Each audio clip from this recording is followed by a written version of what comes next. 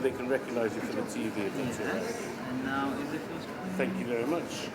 Now it's full screen. Is that how it's supposed to Hold up the focus. Thank you very much. Yeah. Is it just the two of you talking? We may have others to come, but we don't know timing, so we'll be just flexible. Don't worry. Kind of how we work, but you know, I know, guess we'll have to I know. live with it whatever. I know. Now, guys, let me just explain. So try and keep these where they are because they're sort of sit right. Okay. You're.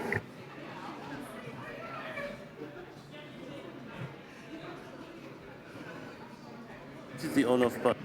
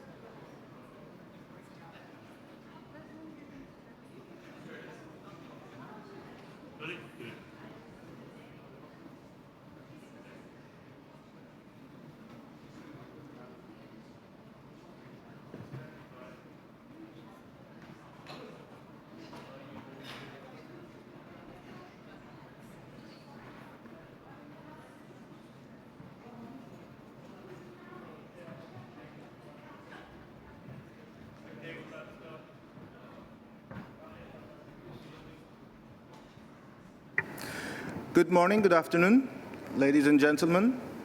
My name is Yunus Arikan, Director of Global Advocacy at ICLEI Local Governments for Sustainability, and I'm the focal point of the local governments and municipal authorities constituency to the UNFCCC. Today, we will invite you to a press conference of the cities, towns, metropolitan regions, states of the world in regards to their contribution to the negotiations. You have noticed that the negotiations are suspended in the other room, but climate emergency and climate action is continuing daily. And our leaders at all levels of government from global north to south are the ones who are facing the barriers, facing the challenges, and also exploring the solutions. So today, I'm delighted with a couple of leaders. We will start with California State Secretary of Natural Resources, Wade Crawford. And in the next couple of minutes, we will also have our leaders joining us, starting with Shipra Narang Suri from UN Habitat, representing the UN system. But so today, you have seen in my screen that we have a position of the hundreds of cities and regions who have asked for three asks: multi-level action, climate finance to cities and regions, and integrated action. This is endorsed by numerous partners. Throughout the 2 weeks, we will have a multi-level action pavilion, multi-level action and urbanization pavilion, and we will also contribute to the negotiations, including the third year in a row ministerial meeting on urbanization and climate change on 20th of November. So today's press conference will be touching on these three issues. Without further ado, I'd like to give you the floor, Mr. Crawford, about the contributions of California and into climate action and negotiations. Thanks for joining us. Thank you so much, Yunus. So much of this Conference of Parties revolves around national governments, and that's critically important because we need global collaboration among our nation states. But it's also important to note that thousands of other governments are here in Baku this week and next. Towns, cities, counties, provinces, states, territories, regions, devolved governments. We are all governments that are taking action to meet global climate goals while protecting our citizens, our communities from these climate emergencies, these climate disasters. And while we need leadership from our nations, I would call that leadership necessary but not adequate. We subnational governments need to be seen and need to be treated as the effective partners that we are delivering on our global climate goals. And that's why I'm so excited to be a member of LGMA and the Under 2 Coalition, which is the largest coalition of subnational governments in the world.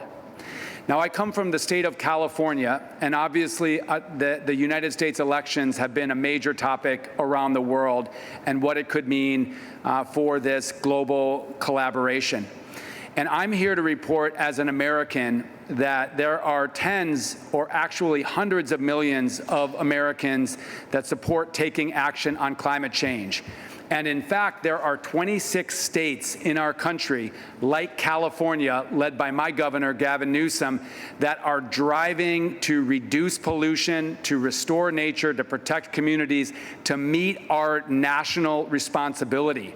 And in fact, if you add up these 26 states, we represent 55% of the American population and 60% of the national gross domestic product. In California, we're proud that we have among the most ambitious targets in the world on climate action, and we're achieving progress at scale. Measured by GDP, we would be the 5th largest economy in the world. In 2007, we set what we believe is one of the first legally binding targets to reduce carbon pollution by 2020, and we met that target 3 years early.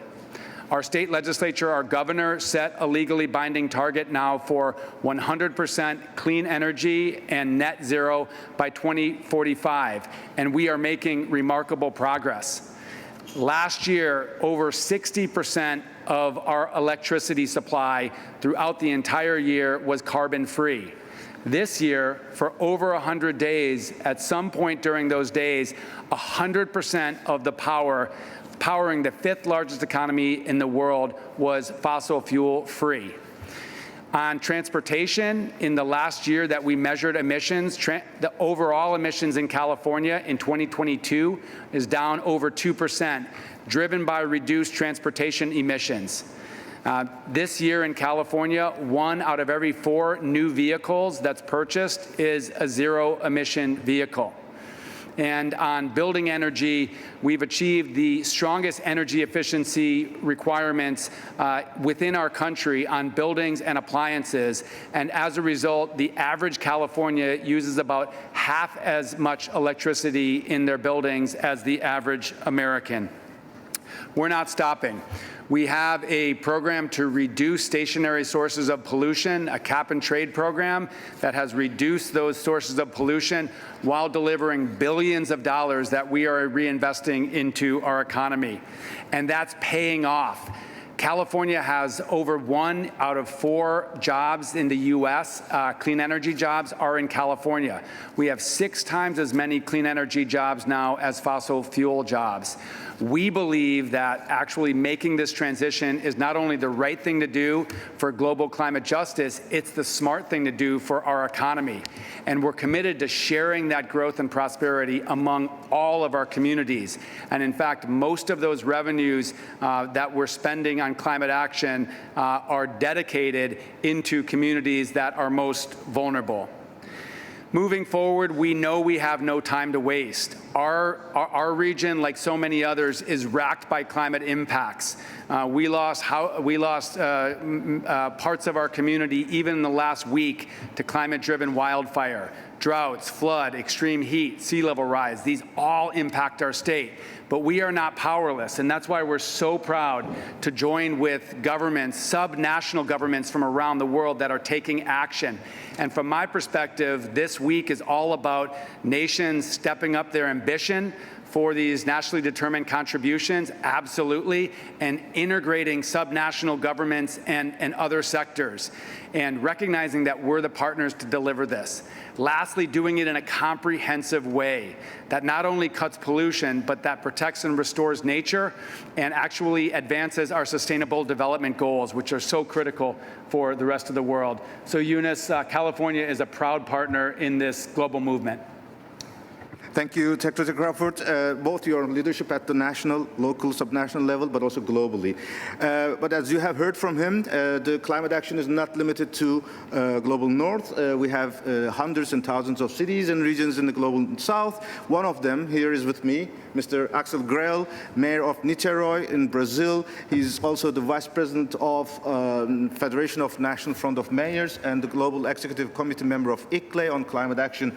Mayor Grael, Brazil has been known for the championing of multi-level action, and you also have been suffering disasters, but also solutions. How is the leadership in Brazil going forward, and how you are advancing multi-level action? The floor is yours.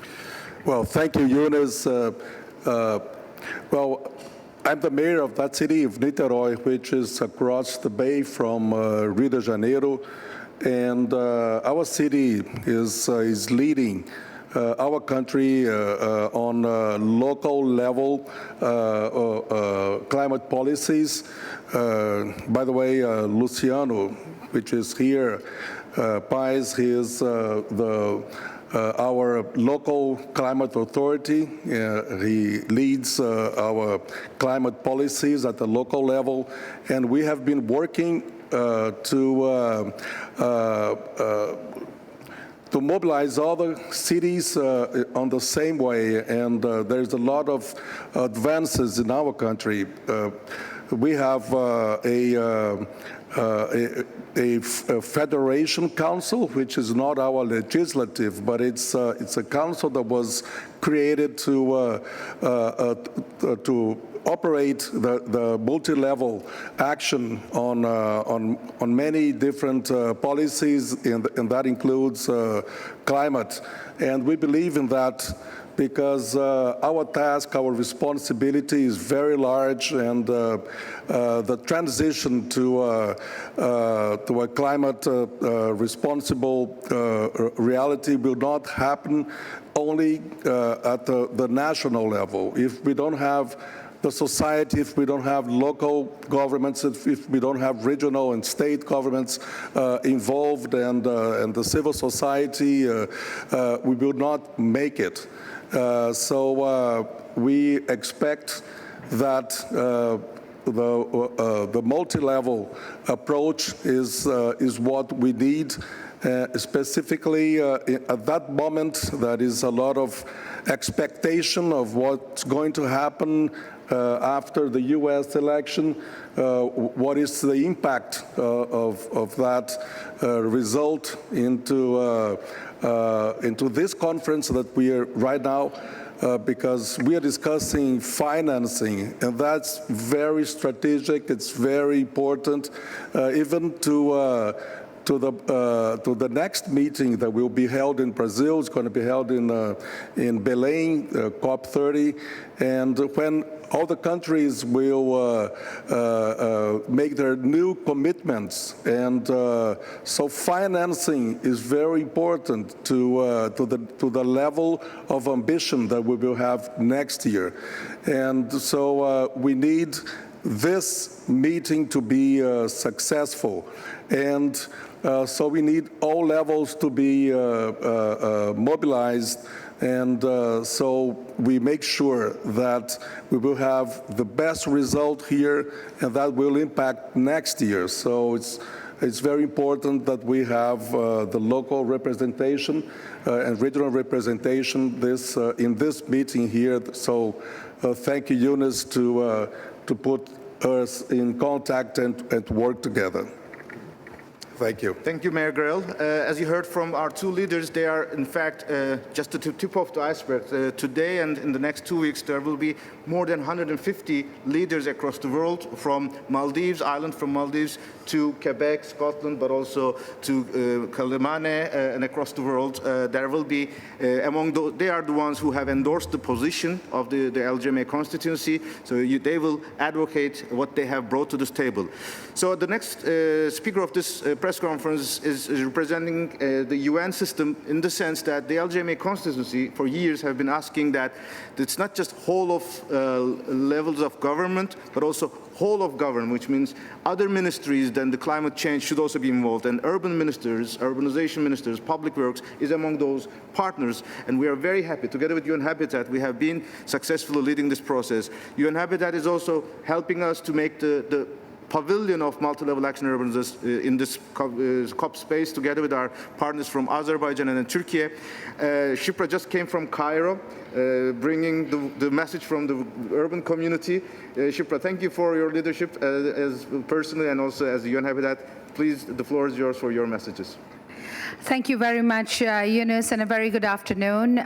First day at a big meeting, and it's really an honor to be here. I think this is the right moment to start talking about what we need to focus on this week and what we might be missing. And thank you to the local leaders from California and from Niteroi for flagging some of those issues. As parties review their national climate plans, we're constantly reminded that the cost of inaction is steep. And I don't need to remind anyone of the recent floods in Europe. You talked about hurricanes, you talked about heat waves, talked about flooding in the Sahel, we talked about Nepal, we've talked about wildfires. We're seeing this, and we're seeing an increasing intensity, increasing frequency of disasters that are caused by the impact of climate change. COP29 is the finance COP. However, there is a huge, significant gap in the space of urban climate finance.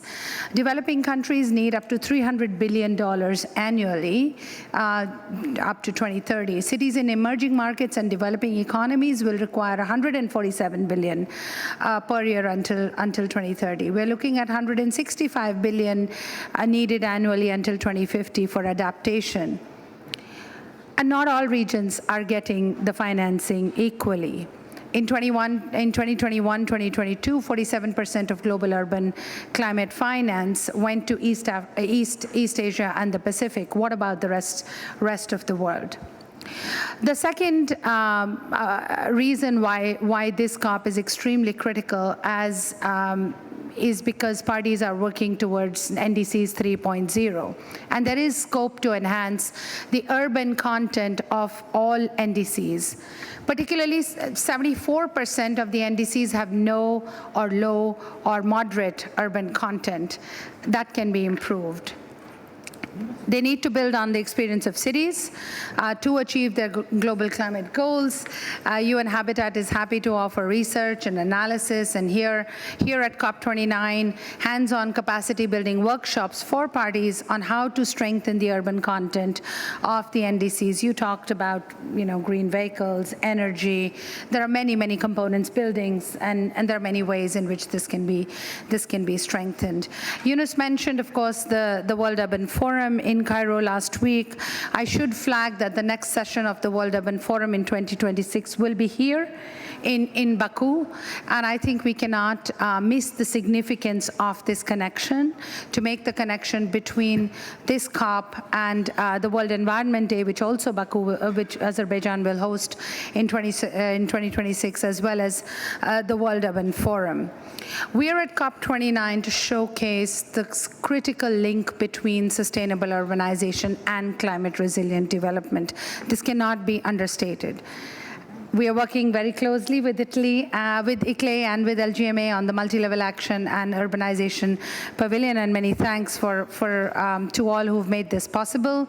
We are partnering with the COP29 presidency, the SCUPA, the Ministry of Transport, Ministry of Ecology of Azerbaijan, and many UN agencies, intergovernmental organizations, and MDBs to organize the third ministerial meeting on urbanization and climate change. This will be the high-level opening event of 20th November here.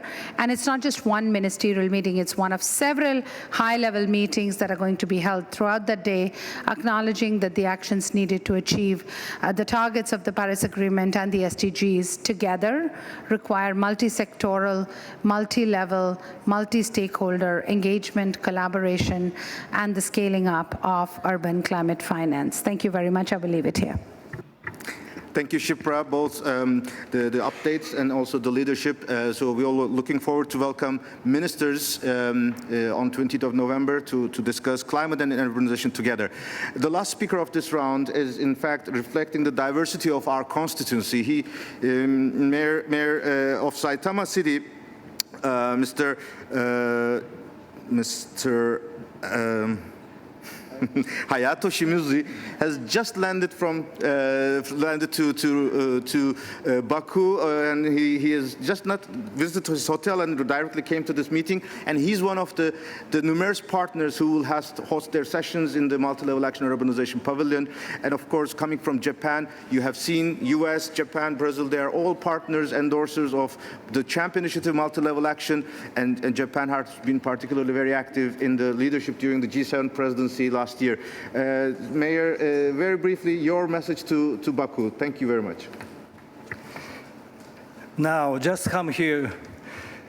My name is Hayato Shimizu, Mayor of Saitama City, Japan. Hello, everyone. I would like to thank you all for the opportunity to speak to you. First of all, let me begin with a brief introduction of Saitama City. Saitama City is the capital of Saitama Prefecture and has a population of 1.35 million, making it the 9th most populous city in Japan. It has two aspects. One as an urban city, as transportation node connecting the metropolitan area and major cities by rail, and the others as a traditional city with rich nature such as Minatambo, rice fields. The city actively promotes its world-class bonsai culture and opened the Omiya Bonsai Art Museum, the world's first public bonsai art museum, which has been visited by many bonsai lovers from all over the world. Saitama Stadium 2002 is the largest soccer stadium in Japan and had been the site of the FIFA World Cup and the Olympic Games. Saitama City is also working as an advanced sports city by raising Saitama, a city of sports. Next, I'd like to explain why I am here. Last year, Japan was the chair country of the G7, and I have been working as a member of Urban 7, composed of cities from G7 countries. I have had the opportunity to participate in the G7 roundtable on local climate change as a representative of the U7, and I have mentioned the importance of collaboration between the U7 and G7. Through these activities, the importance of the role cities play in realizing a decarbonized society and the importance of multi-level collaboration has been recognized. Having played a role as one of the key cities leading the G7 urban agenda in 2023 under the Japanese presidency program, Saitama City would like to further strengthen its efforts toward the 2025 G7 presidency program led by the government of Canada. I will host the E-Kizuna high-level meeting tomorrow, November 12 at 4 p.m. at the LGMA Pavilion with Mr. Uchida of ICLEI Japan as moderators, in the presence of the Urban 7 mayors and other leaders. There will be sessions focusing on progress and initiatives on urban decarbonization and multi-level cooperation in the G7 countries and beyond. After the conference, a cocktail reception will be held. We have brought Japanese sake from Saitama City, rice wine, and we would like to invite you to taste it if you would like to try it. We look forward to your participation. Thank you. Thank you, Mayor, both for your work at the national and global level, but also demonstrating hospitality and how cities and regions really connects life and negotiations together. That's why we are an essential partner to the UNFCCC process. We have 5 minutes. I would like to prioritize delegations for the press badges, but I also know in the room there are leaders across the world from Zagreb to others. So press leaders, let's have your questions if we can make the response. There's a microphone coming. If you can introduce yourself. My name is Sal Jafar, CEO of ESG MENA. I am the leading, yes, my name is Sal Jafar, CEO of ESG MENA, media in the Middle East. My question to the Californian gentleman, as you know, we saw the outcome of the US elections, not very positive for many. But as you know, Mr. Elon Musk, the godfather of sustainability of EVs, Tesla EVs, Tesla solar, Tesla storage as well, has been on the other side. Do you think that there is an opportunity for the private sector to take a major lead in the transition in future? Just, thank you for the question. Let me just check if there are any other questions so that then we can have the floor chance. Thank you. Any other questions? Of course, I know this is a very interesting topic and we will give the time for Mr. Crawford. I don't see, and thanks. So the floor is yours, and then we will see whether we'll have closing remarks. Please. There is a strong movement of business, of corporate investment across America in renewables, in electric vehicles, in clean energy technology. There is as much renewable energy being deployed in Texas, sometimes maybe more than even California. So from our perspective, this transition does not need to be a political question. And we see business leaders of all political stripes embracing this transition. So we in California are hopeful that we will continue to see business leadership across our country and the world. We also know that the abdication of leadership from any leader in any country around the world can't stop our progress, both in those countries and around the world. So we look forward to partnering with other governments and business leaders from around the world to take the action that we need. Thank you, Secretary Crawford. I think you were responding on behalf of all of us. This is the spirit of the Paris Agreement, this is the strength of the Paris Agreement, that we are able to go forward as long as we are committed in the principles, and we will never stop ourselves to continue on climate action. Any other questions? I don't see.